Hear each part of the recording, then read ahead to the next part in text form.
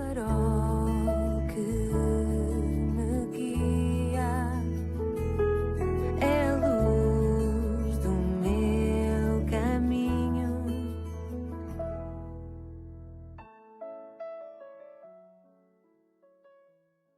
Bem-vindo à 189ª edição do programa Pedindo Luz, cujo tema hoje é o fiasco do ateísmo.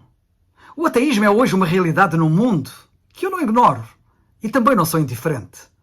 Existe um movimento de negação formal da existência de Deus e é grande o número de pessoas que se têm deixado influenciar pela atitude dos que afirmam não acreditar na existência de um Deus criador do universo, cujo Filho deu a sua vida para salvar a humanidade.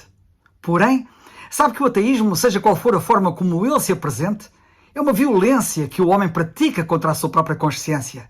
É uma tentativa de anulação e desconhecimento de todas as provas existentes da existência de Deus que têm sido produzidas ao longo de toda a história da humanidade. Esta é que é a grande realidade. Além do mais, sabe-se que até hoje nenhum ateu fez uma demonstração racional que justificasse a lógica, entre aspas, do seu ateísmo.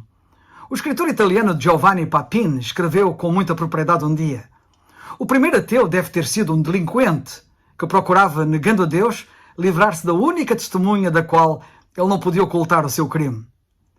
Sabes como e através de quem o movimento ateísta popularizou-se no mundo moderno? É interessante e importante considerar o ateísmo desde a antiguidade até aos nossos dias.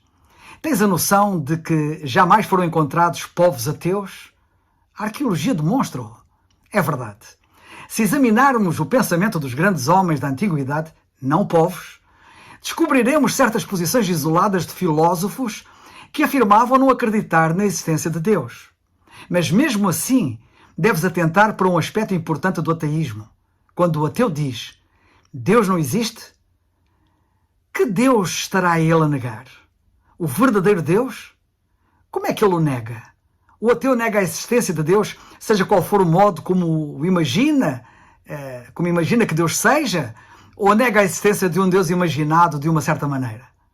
O escritor francês Jean-Claude Barrot conta uma experiência vivida por ele no período em que negar a existência de Deus era moda em França, na decorrência da propagação da filosofia existencialista. Então, disse ele assim: naquela época, estavam a representar no teatro a peça O Diabo e o Bom Deus, de Jean-Paul Sartre, peça que causava horror aos meus companheiros de fé.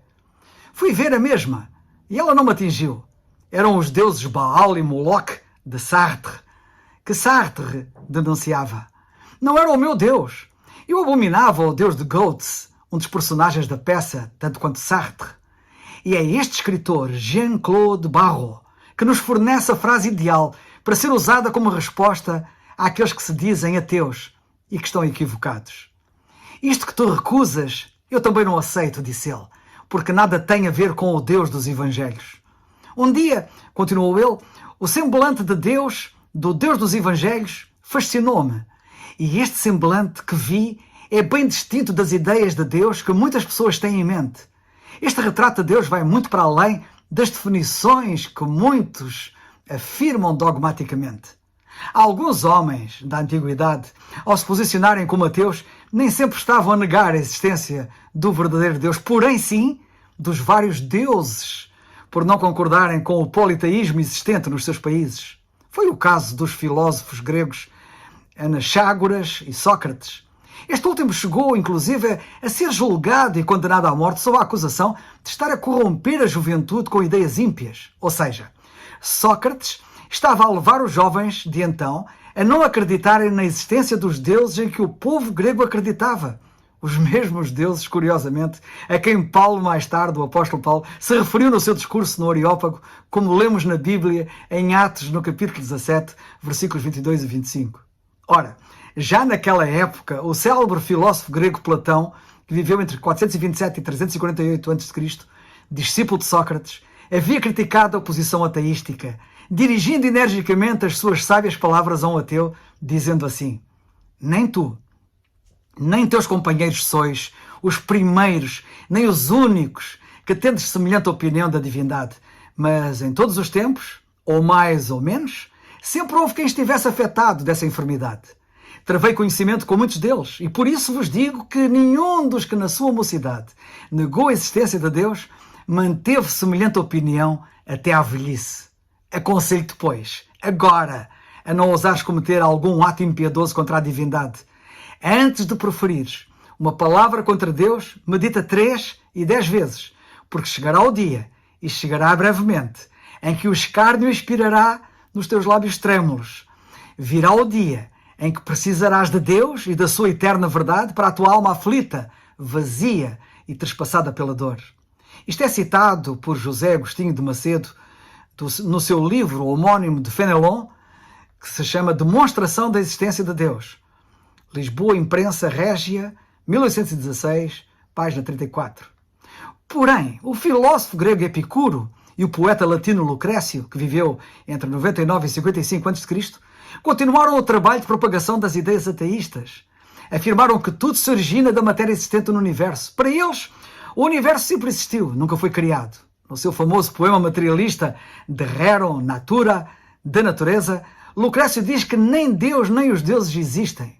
O mundo surgiu, segundo ele, da união dos átomos. Mas, se alguém lhe perguntasse quem ou o que teria levado esses átomos a unirem-se para formar o mundo, Lucrécio teria respondido: foi o acaso. O interessante é que o próprio escritor comunista francês Anatole France, após concluir ser absurdo tentar explicar a existência do mundo como produto do acaso, comentou certa ocasião: acaso é talvez o pseudónimo de Deus quando ele não deseja assinar o seu nome nas suas obras. Não vou prosseguir, pois penso ter dito aqui o suficiente para mostrar o fiasco do ateísmo. Bem diz a Bíblia, disse honesto no seu coração, não há Deus, no Salmo 14.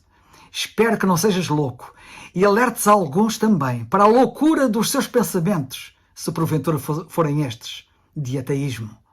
Quanto melhor atentar para a verdade personificada no Senhor Jesus Cristo. O mundo está perdido nos seus devaneios, mas Deus não quer que alguém se perca. E só o Senhor Jesus Cristo pode salvar, pode libertar. Por isso, como aqui cito tantas vezes, e Paulo foi tão claro quando disse o que disse, repito aquilo que ele disse: crê no Senhor Jesus Cristo e serás salvo. Atos 16:31. É o farol